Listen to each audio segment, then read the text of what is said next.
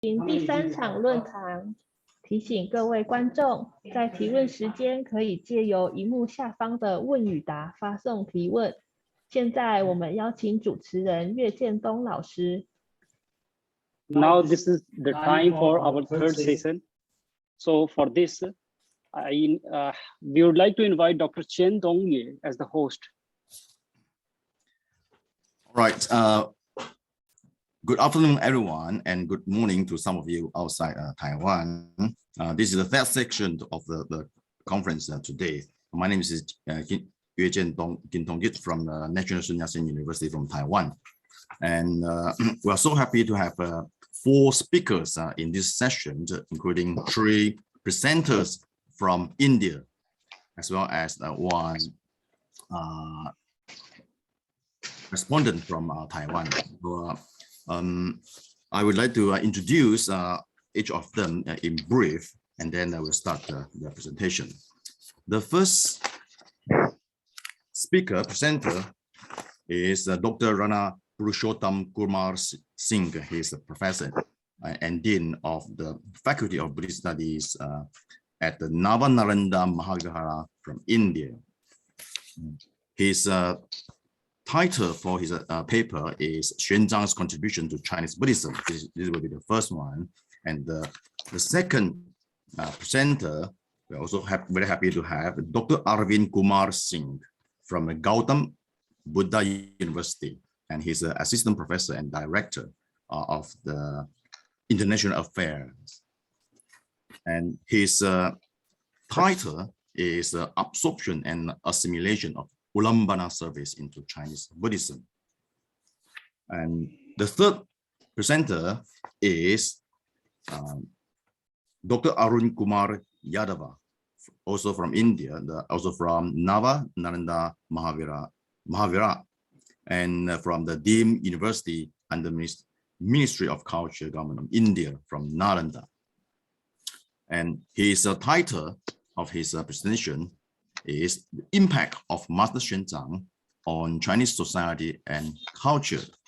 And we're also very happy to have Professor Deng Weiren from Taiwan. Professor Deng Weiren is currently the director of Department of Buddhist Studies at the Dharmadram Institute of Liberal Arts, So he will be giving his comments to all 3 speakers. So since we have very tight schedules, I would like you to allow me to control the time. So and please also notice that when you hear the bell rings 1, that means a reminder of 3 minutes left. And the bell rings twice, that means only 1 minute left. And then if the bell keep ringing 3 times, that means please finish your presentation as soon as possible. So we have 50 minutes for each presenter, and 5 minutes from the commentator Deng Weiren, Professor Deng Weiren, to make his comment for each presentation. After that, we have about 10 minutes for open discussions. So hopefully we hope to finish by 14:40. 2:40 in afternoon time in Taiwan, so that we are not going to delay the beginning of the next session. So now let us please welcome the very first presenter, Professor Rana Purushottam Kumar Singh, please.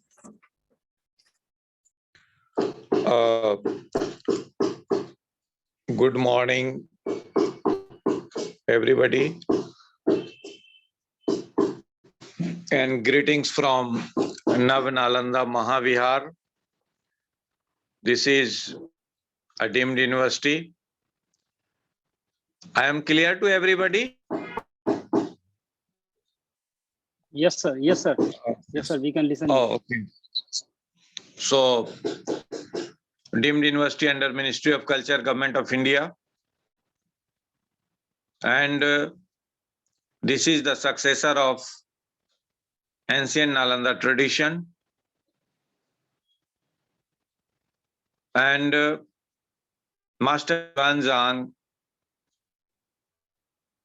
was the true son of China and true son of Nalanda tradition. He has studied Sanskrit and other Indian traditions to know the Buddhism, the different tenets of Buddhism, and he contributed a lot in the field of psychology, psychological school of Buddhism, that is Yogachar school of philosophy. Because everybody knows that Buddhism has two aspects to discuss. Buddha, during the 45 years of wandering, wayfaring, and preaching, he talked about psychological aspect, psychological purification of human personality. And friends, nowadays, we all the students of Buddhist philosophy, this is very important. It's a proud moment and very important century where Buddhism has started interface with modern mind sciences and modern neurosciences, because a lot of elements are there which is a matter of dialogue between the two streams. Buddhism, particularly the Yogachari school of philosophy, and modern sciences, neuroscience, psychology, and other branches of mind science. Next one. Next slide, please.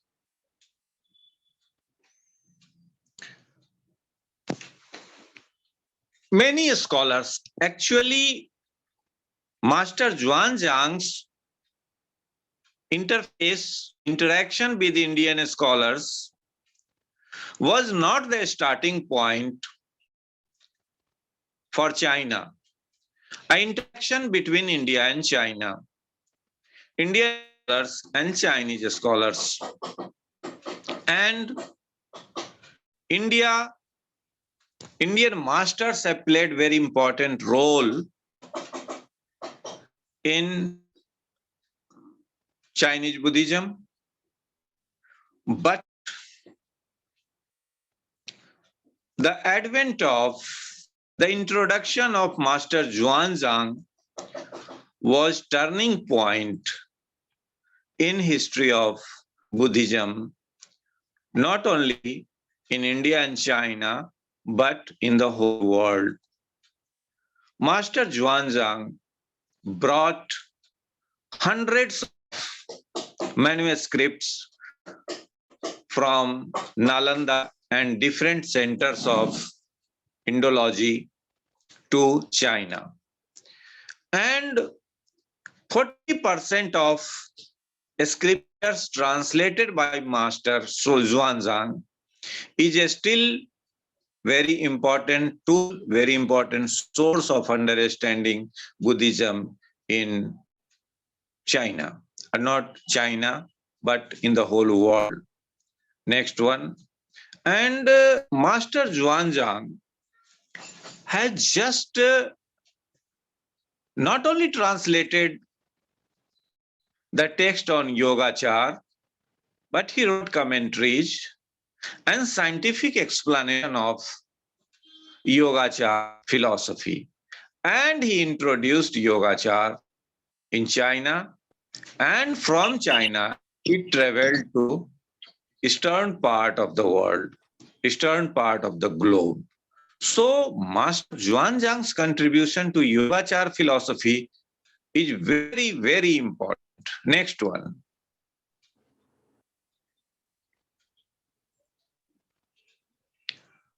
And there were parallel philosophies like Sautrantik and Yogachar, like Madhyamik and Yogachar. Everything is very common. But they perceived human personality in their own way.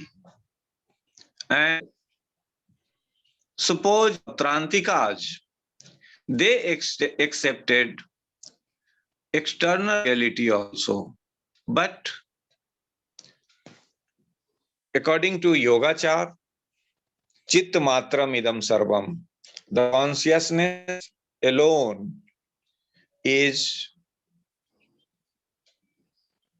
the reality, the ultimate reality. And rest of the world is manifestation of consciousness. And it's true to some extent.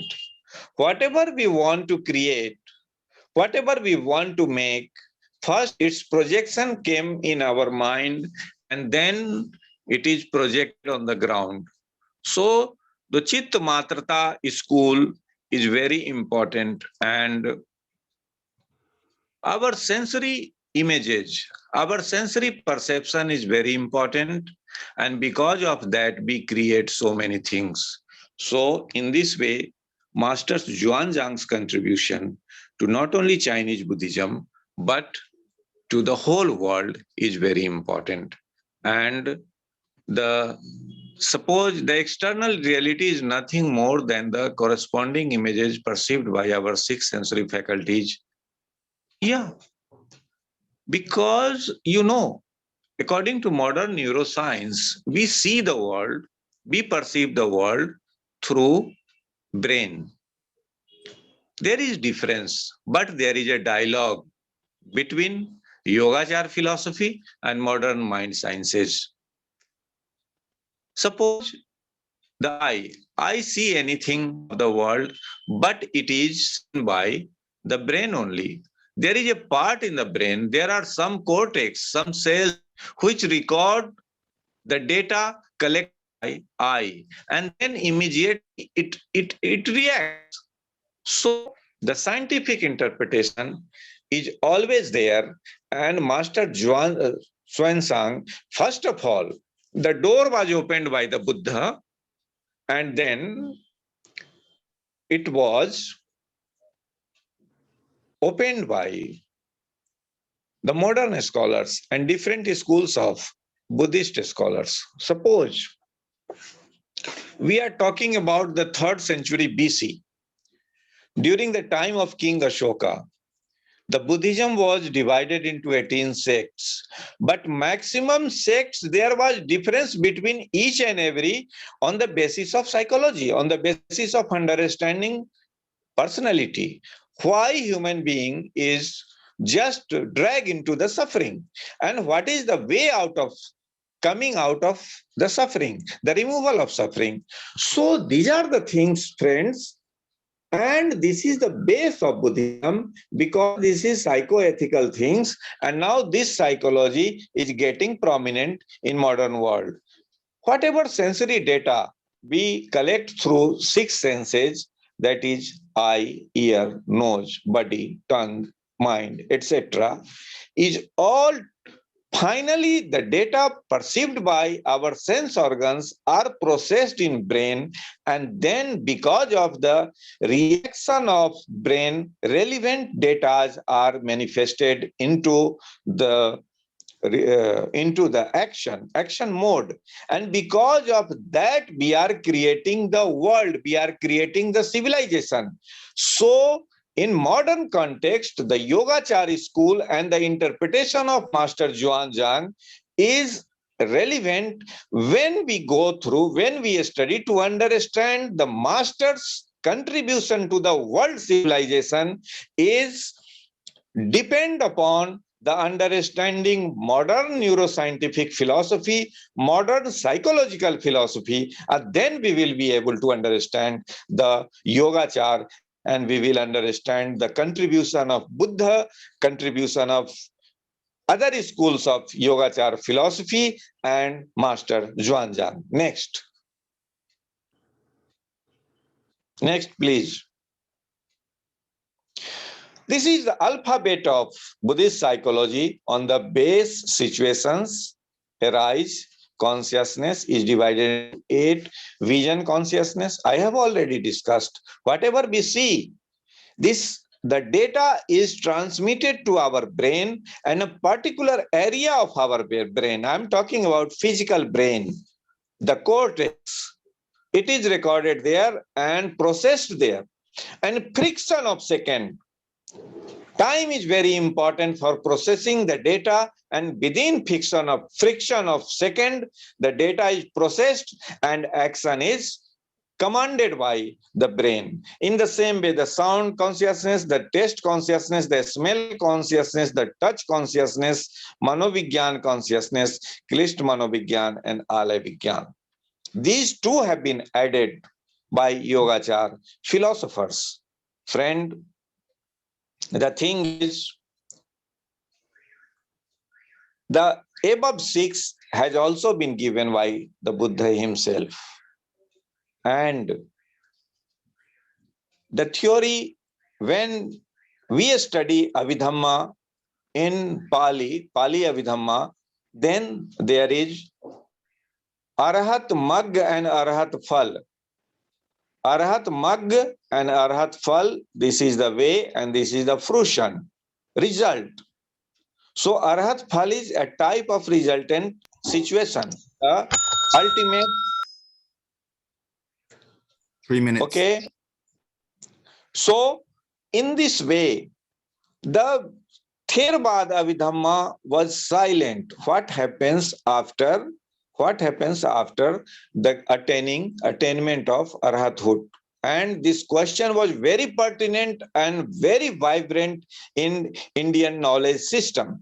And ultimately, to answer this question, Yogachar philosophers, they introduced Alaya vigyan, the concept of Alaya vigyan, the storehouse of all possibilities of the world and all possibilities of human thought, human action, and human mind.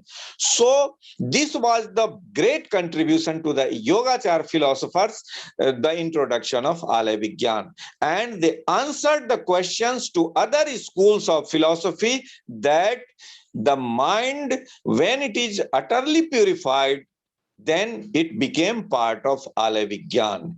And then the another schools, they got satisfaction after this theory of Alaya vigyan. Next one. Next slide, please. Next. So in this way, the Master Xuanzang opened the way for further, and fortunately, from 50s to today, dozens and dozens of neuroscientists and psychologists who are trying to establish interface between Buddhism and Yogachari school and the modern mind sciences, and they are trying to prove all these things. 1 minute. Yes, 1 second.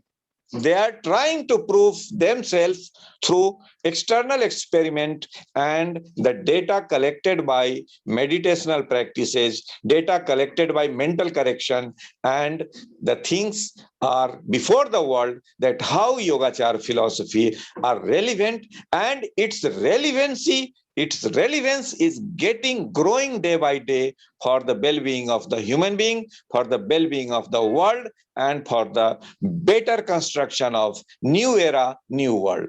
Thank you.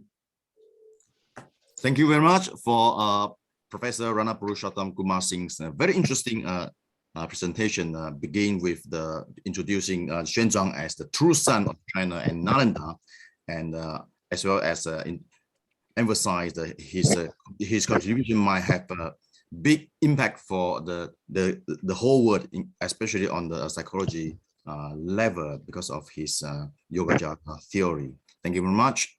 Next, we are going to invite the second presenter, Professor Arun Kumar Singh. Please welcome Professor Arun Kumar Singh.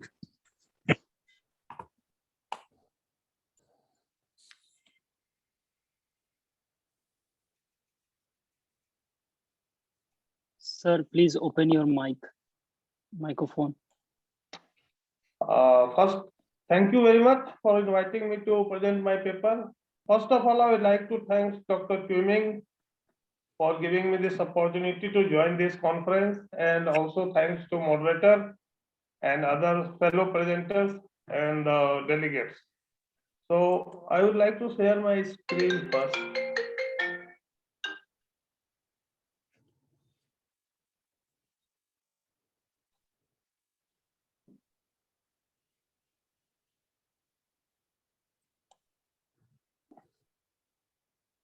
So my paper is Absorption and Assimilation of Ulamban Service into Chinese Buddhism. As we all know that this is the Ulamban service or Ulam Buddhism has been from India to China. So it has taken some ritual that have been followed in Buddhism over here in India when it went to China around 1st century. Some rituals went there, and that it has been absorbed and assimilated into Chinese society also.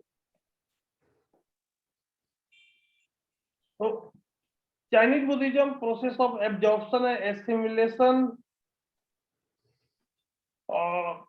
took place between the Buddhism and the existing cultural systems of China in order to existence and development in the new Eastern land since Buddhism was introduced into China. Chinese Buddhism isn't departing principal idea and fundamental purposes of the Mahayana Buddhism of India, though it had already got localization in China, that is the Ulamban service or Ulamban. Ulamban means seeking salvation for the anguished soul in the hell. It is an important service which had a long history and far-reaching implications, and it was extremely widespread. Ulamban is a Sanskrit word that has early origin in India, and after the transmission of this particular Buddhism into China, it has never declined in the history over the 1,000 years. The contemporary Ulamban service has a rich content and form.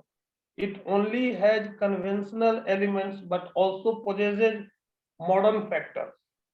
Most of the scholars emphasize the effect of ingredients of Chinese culture when they remark the producing region of Ulamban service due to Indian Buddhism wasn't the observance of this service or festival.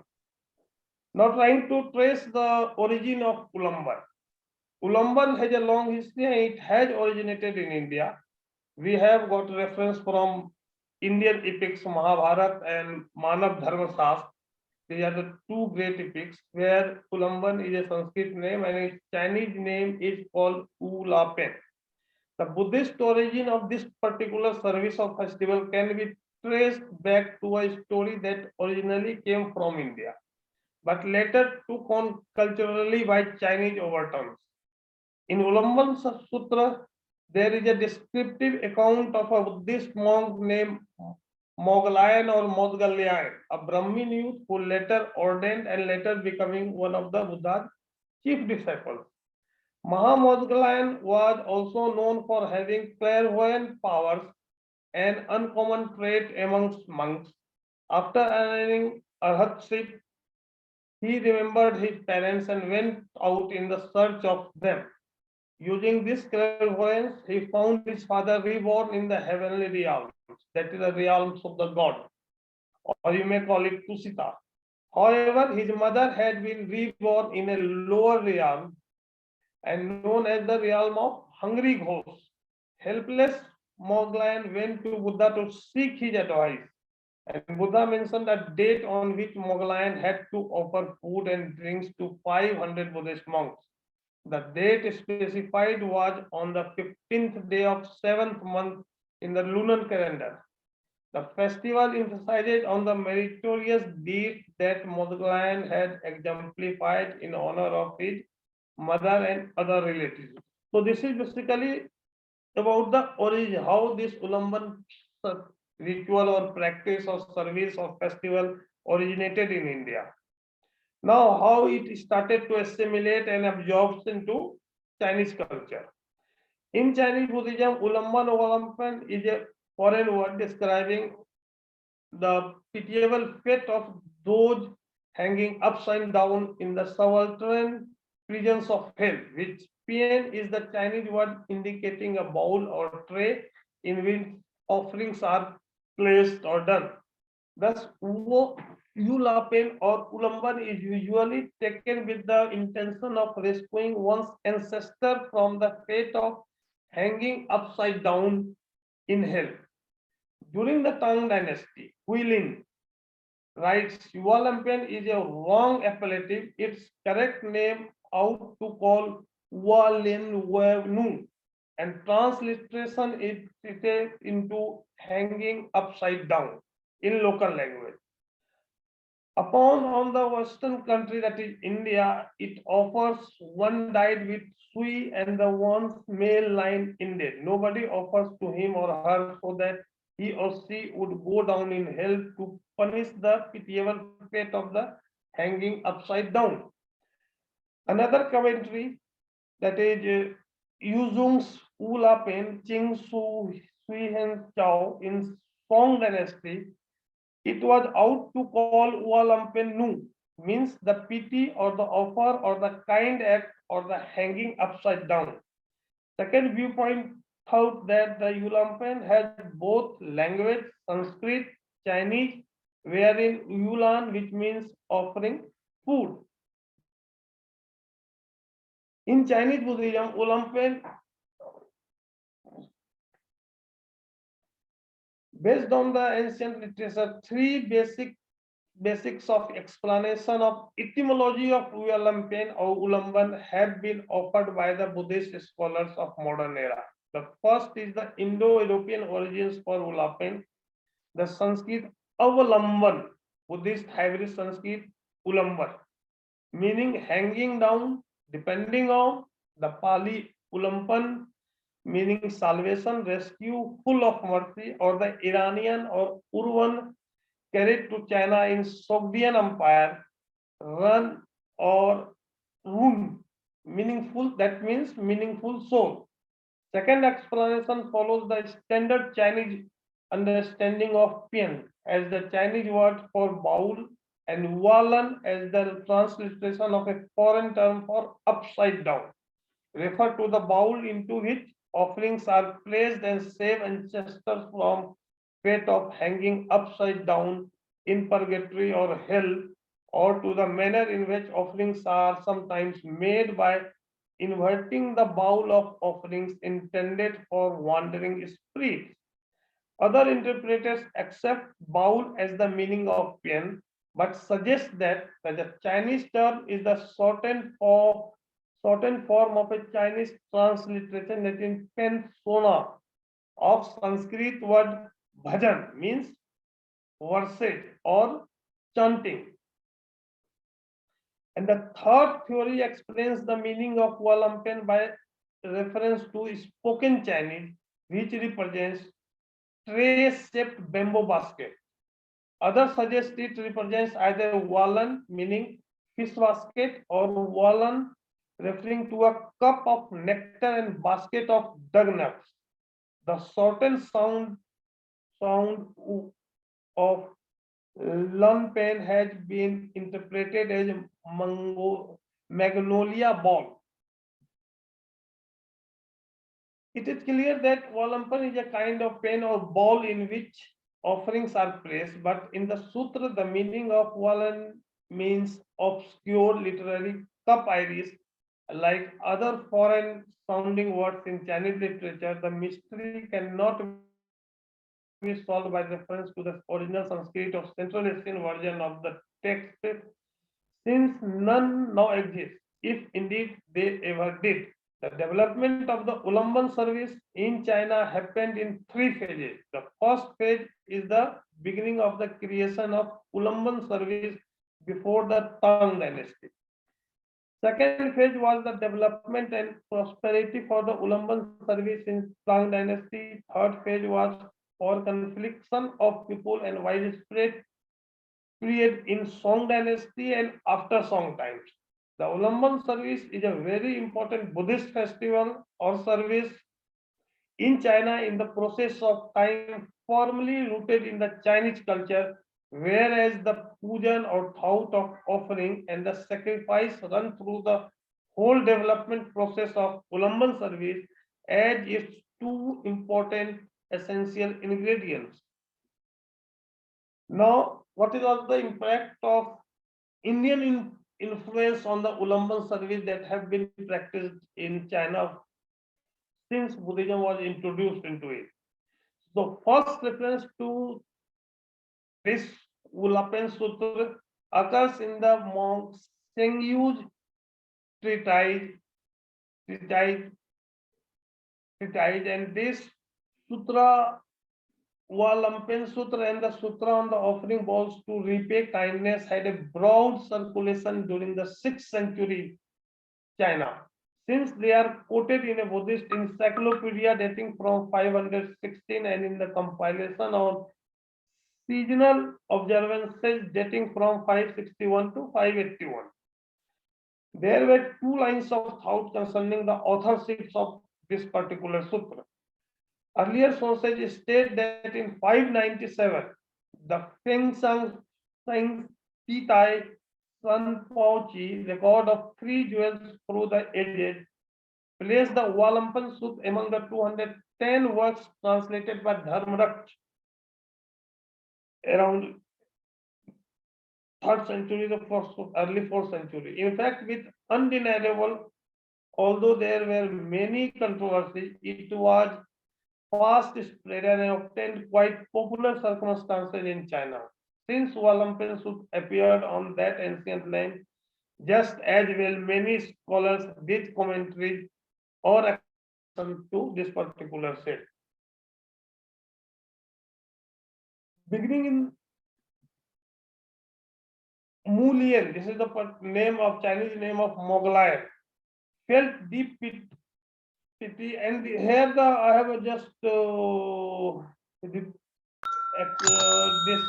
discuss the story of Moghalayan. Yeah, Moghalayan, how this particular Ulamban practice started on the advice of Buddha by Moghalayan to get her mother out of this purgatory. So this section is all dealt about that particular incident. This is again discuss about the whole story of origination of Ulamban practice in India, which was later on carried into China. In brief, Ulamban has got a very early origin in India, and it's a very important Buddhist aspect. The spirits of dead about believers kite, kith and kin, forefathers, at the same time the offering the Sri Ratna. Beginning in the 6th century, it was directly derived from the Ulamban Sutra and the Sutra on the offering bowls to repay kindness. With the spread of Ulamban Sutra, Ulamban service got into the royal courts, put around folk from the monastery, and due to Confucian influence, the offering became directed towards ancestors rather than the sung and ancestor worship, and replaced the ritual of relieving the hunger of priests or the Ghosrial.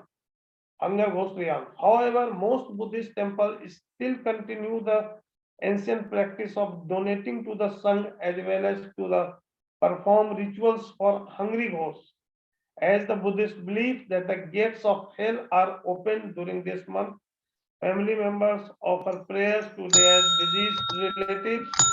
I am just concluding.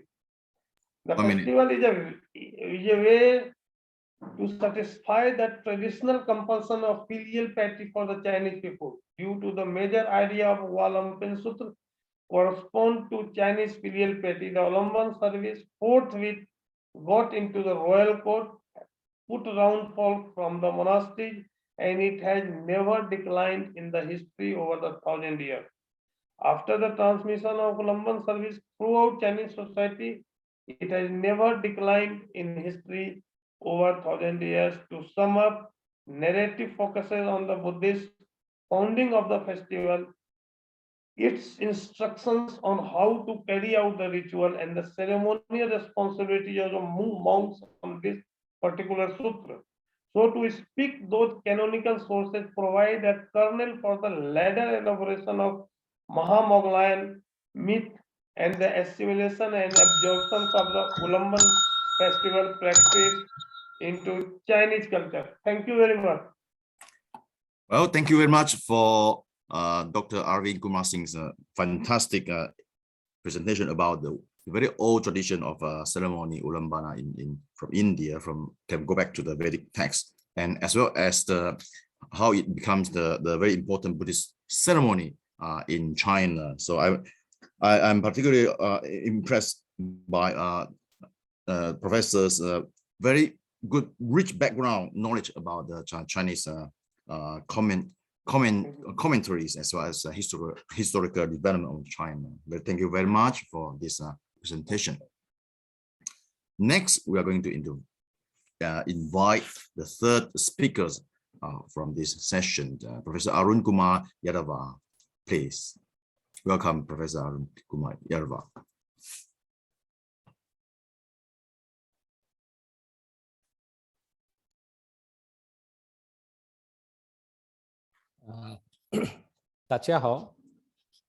Good morning to all of you. Good afternoon to all of you.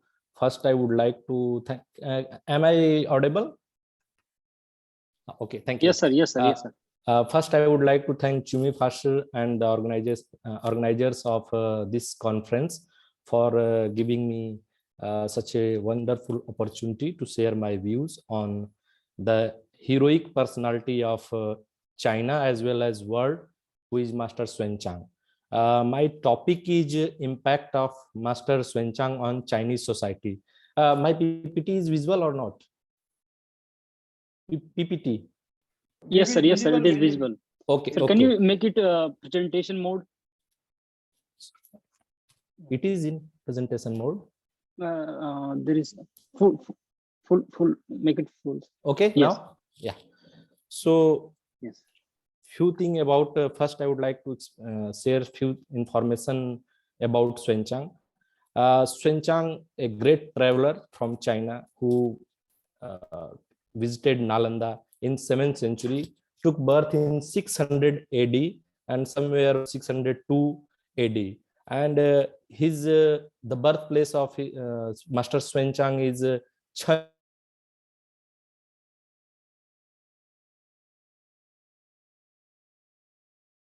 And he ordained at a famous monastery in Wenshuyuan in Sichuan.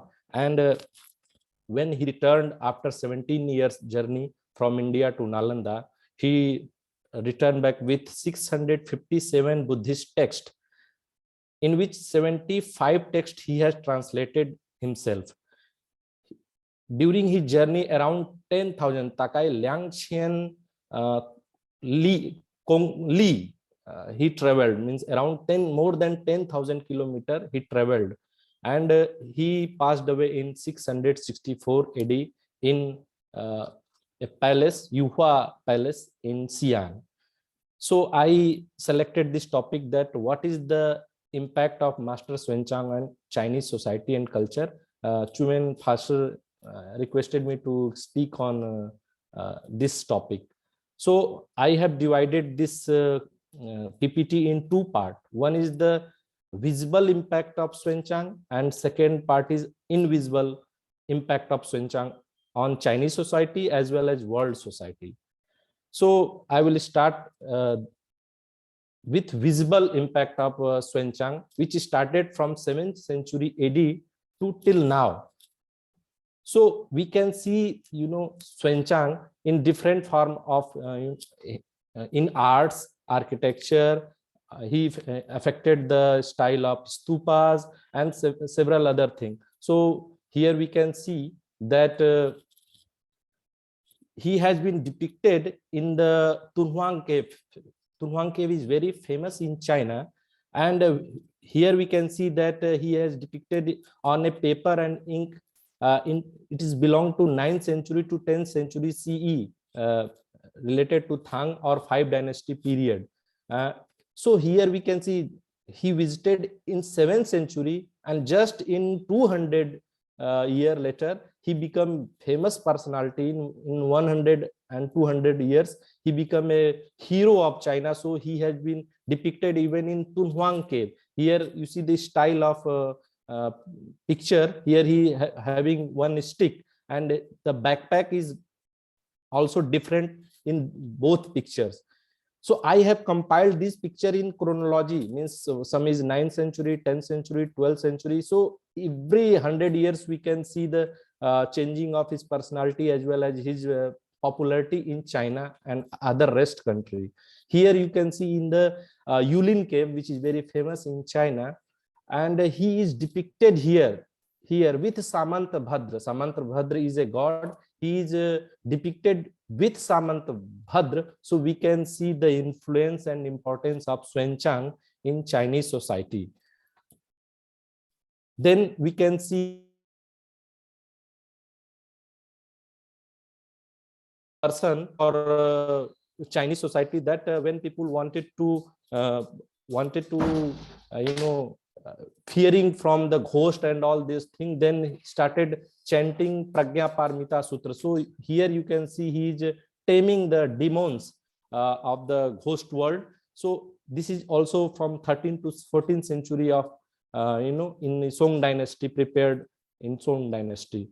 Here then we can see that Shenchang become a hero after the the famous novel which is known as Siyuchi.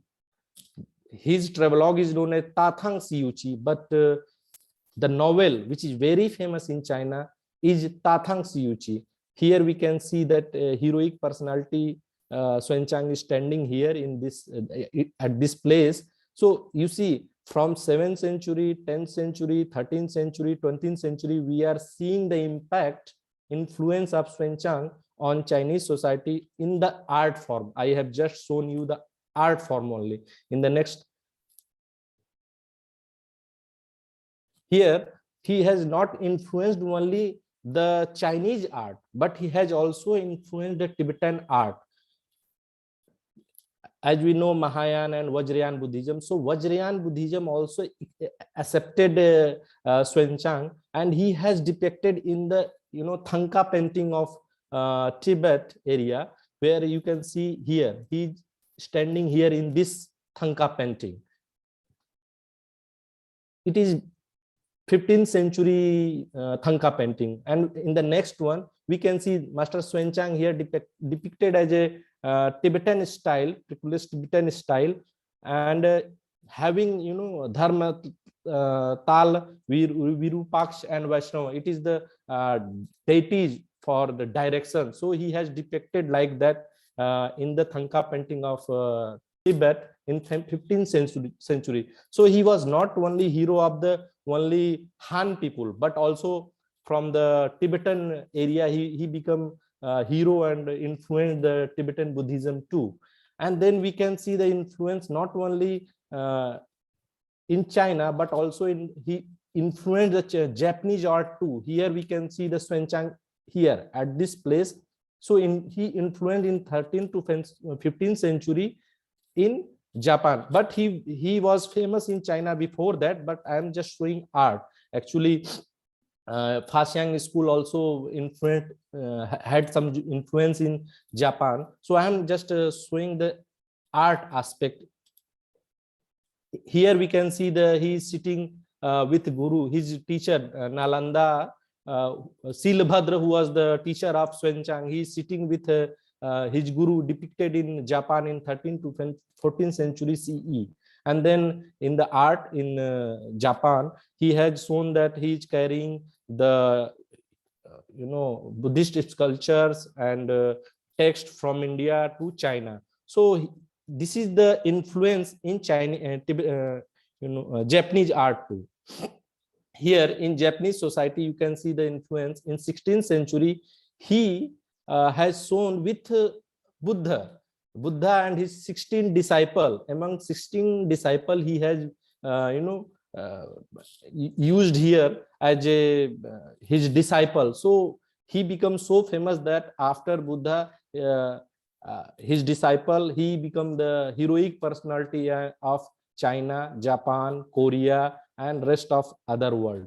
Here, he also influenced the style of pagoda, which we can see here. When Shenchang visited Nalanda, there is a place called Indrasail Gufa.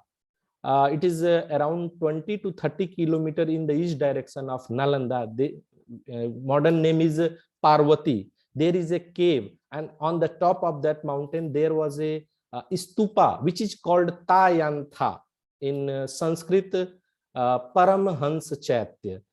So he was so influenced with that pagoda, as well as that story belonged to that pagoda, that when he returned back to Xi'an, then he requested Taizong, Tang Emperor, that I want to make the pagoda. Then he replicated that pagoda. He has given the design of Tayantha of India. So they built a pagoda in Xi'an capital. You see, it influenced after few years, means 50 or 60, 70 years later, there is another small goose pagoda built in the memory of I Ching. Means he returned back, and several other, if you see the style of pagoda, you can see the influence of this type of pagoda in China. After demise of Shenchang, we can see the his pagoda is also in similar style. He was also a role model for travelers who influenced travelers since 7th century till now. Here I am giving some example. The Alexander Cunningham, who was a traveler who explored the India and identified the several Buddhist places, including Nalanda University. So on the basis of his travelogue, he traveled all along the India and discovered all the Buddhist places of India. The second is Sun Su Yun. She is a very famous author. She studied in Peking University, and also in Oxford University. She traveled on the footsteps of the Master Shenchang and written book which is known as 10,000 Miles Without a Cloud. So you see, he influenced so much that people is traveling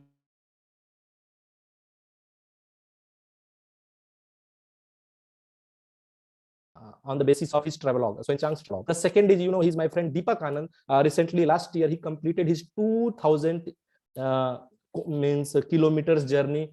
Started from Adi Badri, taking all these routes, and he reached to Nalanda. So he completed 2,000 kilometers, and he has given tribute to Shenchang in Shenchang Memorial Hall, Shenchang Chinian Thang. So he has influenced Chinese, Indians. Then we are seeing the one person is traveled in Kyrgyzstan. You can see the blog and all the things. Means he was also influenced by Master Shenchang, and he has not only influenced travelers, but also he has influence on literature, drama, and films. Till now, even till now, you can see his influence on literature, drama, and film. Here, The Journey of the West and a few books. It is from Nalanda. So yeah, okay, I will complete it. So these are some books which I am showing, which influenced by the Shenchang till 7th century till nowadays. So you can see the drama, literature, and films. Here the Ta Thang Shenchang, which is a movie produced from China and nominated in Oscar, and then orchestra related to the Shenchang, and opera related to the Shenchang. And invisible impact, I want to say that Yogachar and Fasyang school influenced the China as well as Japan, Korea, and other places. And what is the influence of Nalanda tradition? You see, the establishment of now Nalanda Mahavihar University was done by my venerable Bhikkhu Jagdish Kashyap, but Nalanda University came in existence because of Shenchang. So we can say that it is invisible influence of Shenchang. Here in Taiwan, Shenchang University and Nanhai Buddhist Academy is also a example of invisible impact. There are a few other university on the name of Nalanda, Central Nalanda. It is in Brazil, and one is Indonesia, and several more in India as well as in other countries.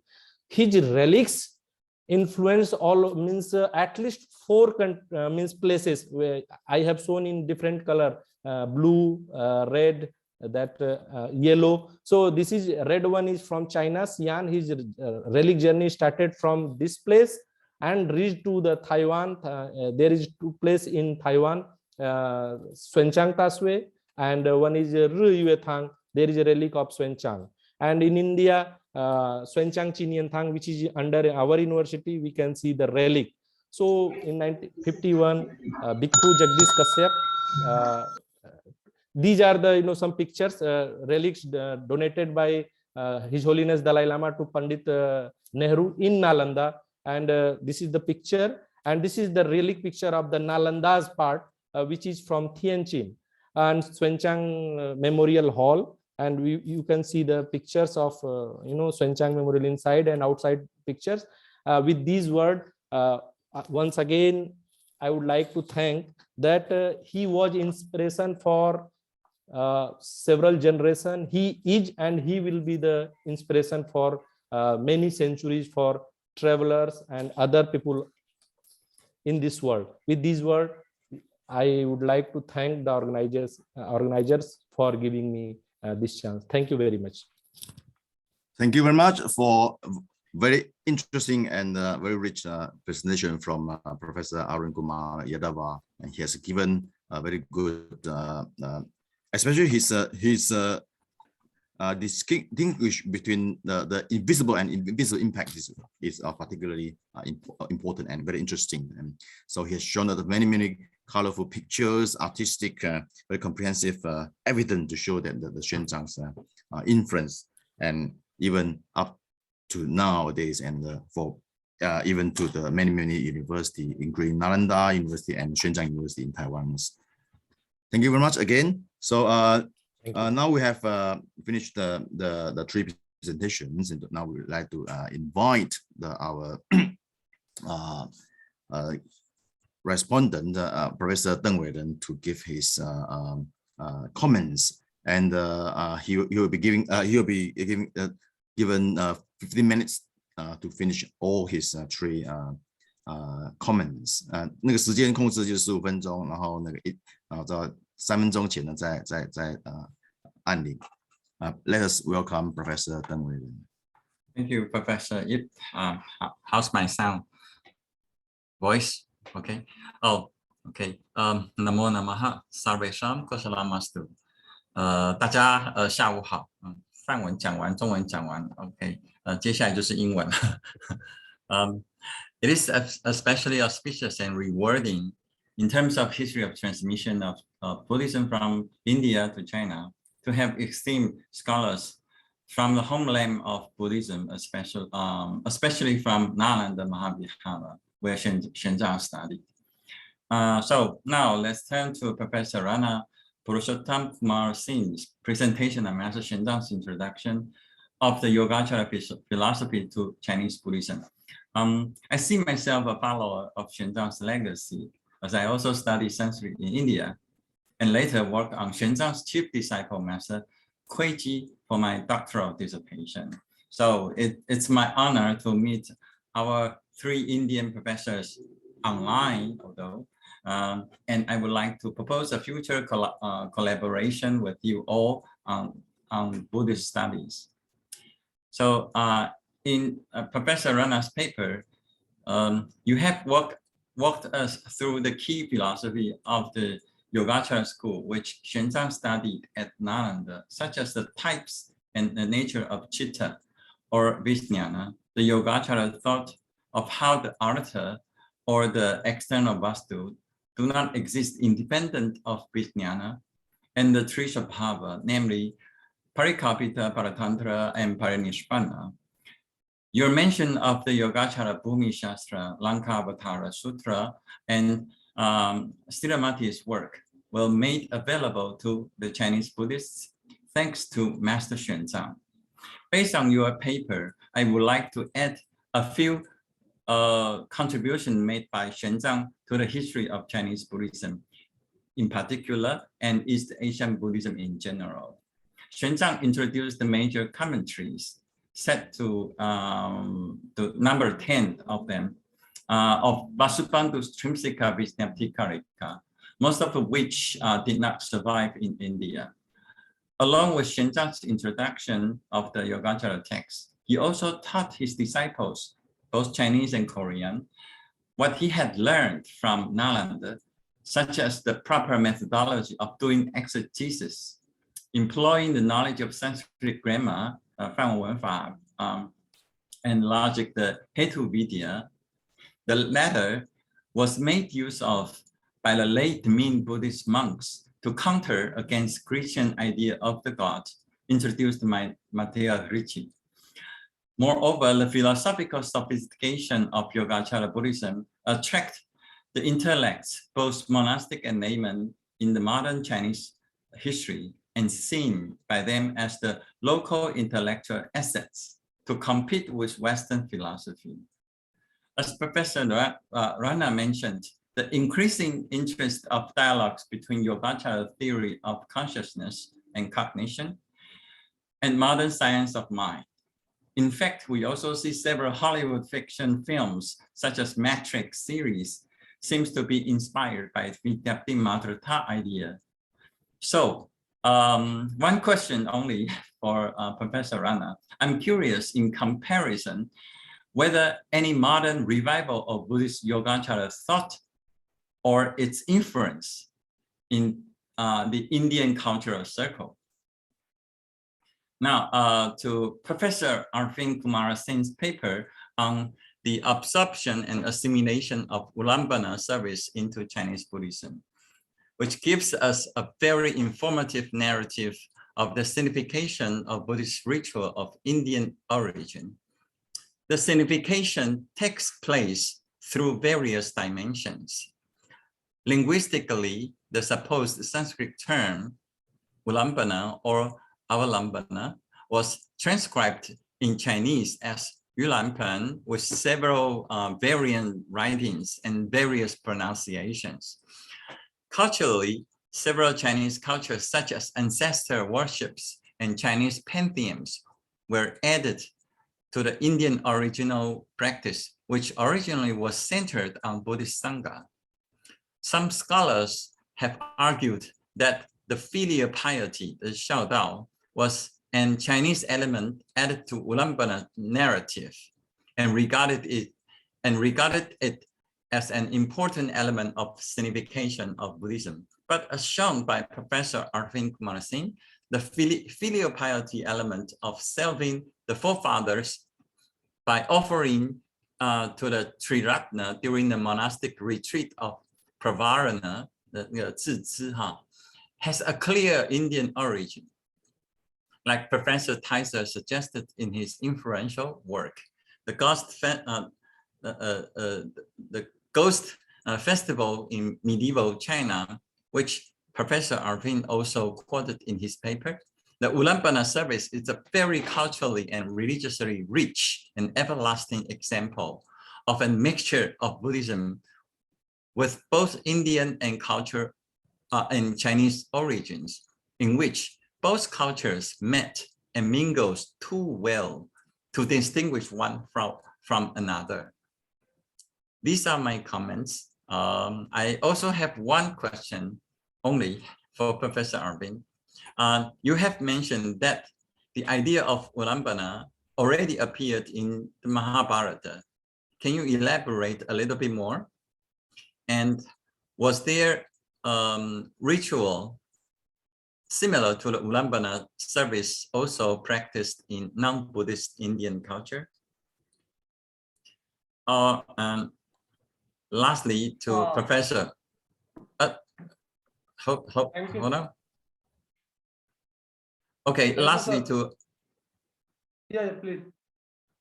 Okay, lastly to Professor Arun Kumar Yadav has presented an exemplary case in the history of cultural exchange that, in his words, has changed the face of one part of the world's social, cultural, and religious history forever. The cultural exchanges between India and China are fascinating and inspiring, not only because their exchange is a history of long durée, went back to the 1st century, not only because both have created two of the most ancient and important civilizations of humanity, but also because both are vastly distinct and diverse, social, politically, religiously, and linguistically. One of Shenchang's intellectual contributions to Chinese intellectual history has been just presented by our first presenter, Professor Rana. Here, Professor Arun Kumar Yadava has brought our eyes on Shenchang's contribution to cultural artifacts, which inspired the Chinese Buddhist arts and architectures for the Chinese history to come. He also mentioned Shenchang's translation of Buddhist texts, which we agree can be regarded as the most brilliant and outstanding page of the history of translation of the mankind. I'd like to add on top of that, in one of my publications, I have written on how the knowledge of Sanskrit grammar has enriched the grammatical tradition of Chinese language. Moreover, Professor Yadava has noted that Shenchang's heroic and adventurous pilgrimage to India has inspired one of the greatest Chinese novels, namely The Journey to the West, 西游记, and as Kumar Yadava quotes, its complete excellent English translation was made available by the late Professor Anthony Yu, who happened to be my teacher when I studied at the University of Chicago. The novel later inspired several TV series and best-selling fiction films, for example, the 大话西游 series. Shenchang's legacy is an important heritage not only for the Chinese civilization, but as Professor Kumar Yadava told us, also for the galaxy of world citizens. To this end, I would like to take the opportunity to ask Professor Yadava, can you tell us something about the contributions to the Indian civilization made by the Chinese Buddhist pilgrims, including Faxian, Shenchang, or Yijin to India? Some Chinese historical document mentioned that Shenchang was requested to translate the Chinese Dao De Jing into Sanskrit to be introduced to the Indians, but he seems to reject that. Okay, so these are my comments and questions for our three colleagues from India. Well, thank you very much for Professor Deng Wei-Ren's comments, very rich comments, and also raised 3 questions for each of the speakers. We now have about 8 minutes before we need to stop, and I would like to invite the 3 speakers and 3 presenters to make a brief response to 3 questions Professor Deng has raised at first, about no more than 2 minutes, and then we'll open to the audience and public. It seems that we already have 1 or 2 questions from the audience. So now, firstly, we'd like to invite Professor Rana Purushottam Kumar Singh.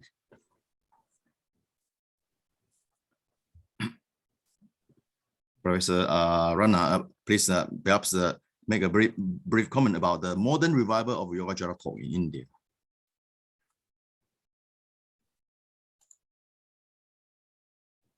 Well, it doesn't matter. Perhaps we can leave it to the next one. Perhaps now we would like to invite Professor Arvind Kumar Singh. Could you please maybe answer about the question about the reference of Ulambana in Mahabharata?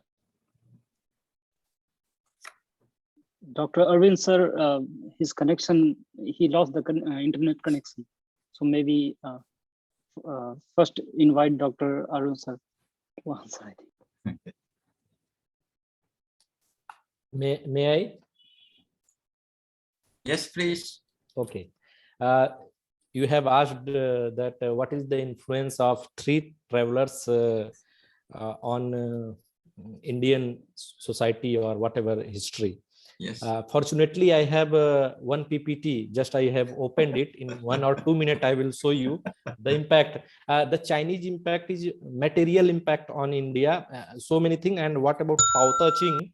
Tao Te Ching is, translated by Shenchang, but it was lost. We have not reference of that one. I am showing that PPT for 1 minute.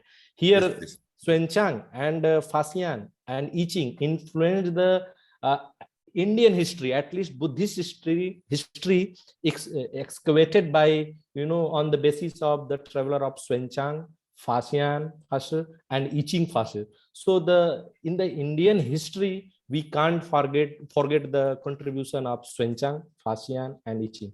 I'm showing some examples here. You can see this is the picture where in Sarnath, Luoyuan.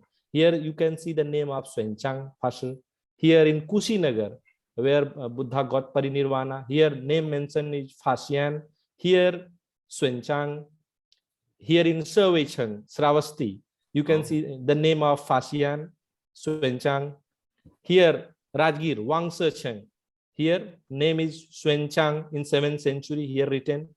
Then you can see Nalanda, Shenchang, because during the time of Fasian, Nalanda University was not existing.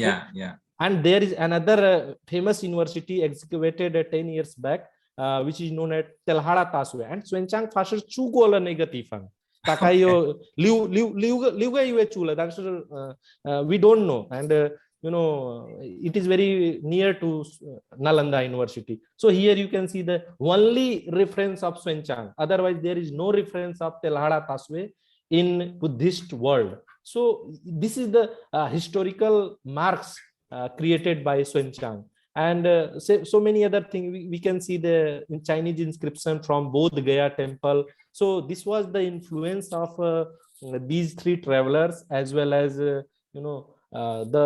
cultural exchange between India and China. So they have influenced, but our history, they have influenced in that way, I can say that. Thank you. Hope Great. I have Great. said, yeah. Thank you very much for Professor Arun Kumar Yadava's answer. But it seems that there's although Shenchang is very famous, have been mentioned many times, but it seems that not at the level of the Chinese culture, Chinese custom. For example, introducing the chopstick. Anything about the chopstick or the diet? Okay. I use chopsticks. I am influenced. Right. And I am fortunate that I have touched the relic of Shenchang. I have, by my hand, I touched the relic of Shenchang Saliz, Thada Saliz in Shenchang Chinian Thangla 2 years back. So I'm fortunate enough. Yeah, thank you. Well, thank you very much. So we have 3 minutes left. We'll go back to the previous 2 professors, whether they would like to make comments. Yes, please. Professor Rana Kumar Singh. Yeah, can I listen the question again? Oh, the question is that simply, is there any modern revival of Buddhist Yogacara thought or its influence in the Indian cultural circle? Actually, see, Yogacara is a development of Abhidhamma, Pali Abhidhamma, established by the system established by the Buddha. And the whole system, when we see the Yogacara in totality, then we have to start looking from its genesis to the Yogacara system, genesis from Theravada to Yogacara system. And in modern time, in India, around 100 meditation centers are there. People used to come, particularly the young generations and older one also. They used to come, participate, practice meditation for purification of mind. One thing, another thing is, in modern scientific institutions, we are also trying to establish a dialogue between Yogachar philosophy, Okay. Buddhist psychology, and modern mind sciences. So there are many institutions in India, like AIMS, like Nimhans, like many institutions, they are working on it. Okay. So we have very good culture in contemporary India also. Thank you. And for the kind information of my all listeners, Nalanda Mahavihar, my university, is the only custodian of the relics of Master Xuanzang. Dr. Arun Kumar has already shared the PPT, and very soon we are going to construct a huge stupa, huge pagoda to keep the relic inside of Master Xuanzang. Thank you. So we Thank should you. definitely make Thank you. a pilgrimage to Nalanda Sure. Mahavihara. And I congratulate my student Chueming Fasi. I happen to be her teacher in Delhi University, and Aman and all organizers for this beautiful webinar on very relevant topic. Thank you. Thanks again. Thanks everybody. Thank you very much. Very good advertisement. I was there once. As I would like to looking forward to go to visit Nalanda again. So welcome everyone after COVID-19. Sure. Please come. Thank you very much. Okay. Okay. And we'd like to invite whether we still have 1 or 2 minutes for the Arun Kumar Singh, Professor Arun Kumar Singh, whether we would like to answer in brief about Arun Kumar Singh, sir, actually he lost the connection. Okay. There is one more question in the chat. Can you see? Right. Yes, one question online asking about may I know what is the status of Master Shenchang in India today? The status of Master Shenchang in India today. So since the Indian scholar has more understanding of Shenchang than other scholars in other countries. So anyone would like to give a brief? Rana, sir, want to? Yes, please. Actually, the research and studies, one institution was established by Professor Lokesh Chandra, and there was a huge collection of Master Xuanzang's literary work in his intellectual property. And at Nalanda also, we are trying to open all pages of Nalanda tradition during the ancient period, and Master Xuanzang's contribution is very important, and my scholars are working on the contribution of Master Xuanzang in India. So the efforts are going on to re-establish linkages between the intellectual activities from ancient Nalanda to the modern Nalanda. Thank you. Thank you very much. So the answer is, in brief, is that Xuanzang has very high status nowadays because all his intellectual property has been studied in India. Well, now I think the time's up. Once again, thank you all 4 speakers, including 3 presenters, as well as the 1 respondent. So I would like to announce that this session has been finished, and thank you all, and thank you very much. Thank you. Thank you very much. Thank you. Thank you very much. Thank you. Thank you, sir. Thank you, sir. 谢谢，谢谢，谢谢，谢谢。谢谢，谢谢师傅，谢谢法师，谢谢主持谢谢老人师，发表谢谢老师。 And thank you to my able student, great student, Chueming. 谢谢。Thank you, sir. 谢谢主持人、发表人以及讲评人。 Thanks to the host, Dr. Ye, the commentator, Dr. Dam, and the presenter, Dr. Rana sir, Arvind sir, and Arun sir. 我也是纳兰达人，所以我也要欢迎大家要来看我们纳兰达大学，还有也走跟着我们走佛陀的走路，那个佛陀走过的路。好，now we move to the 4th session, and this session topic is religion and art. For this session, we would like to invite the host, Dr. Chong Che Zhao. I am Zhao Zhongjie, CEO of Xiajinshan Art and Culture Foundation, as well as the host for the Religion and Art section. This is part of a 2022 International Conference on the World Trans-religions. There are 3 speakers in this section. Each speaker will have 20 minutes for their presentation. At the end of the session, we will have 10 minutes for commentary and Q&A. Let me introduce our 3 speakers as well as non-scholars, respectively, to all our online audience. First, Dr. Katie here is Program Director, MA Modern and Contemporary Asian Arts in the Southwest Institute of Arts, London. My foundation has established a good relationship with Katie and the Southwest Institute of Arts since 2018. Our long-standing relationship has been built through multi-visits and joint exhibitions and workshops. We currently have a Shenchang and the Southwest program exclusive in Taiwan. So exciting. Our topic today is Buddhist and contemporary art in China.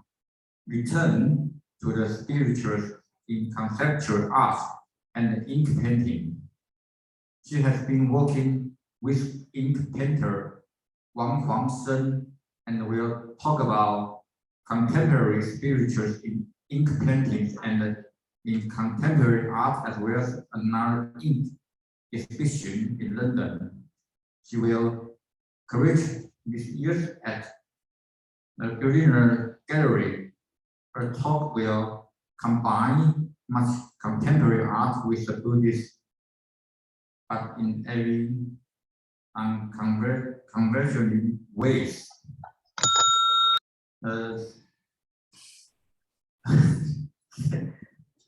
Okay, second to that, my best friend, Professor Arun Prago.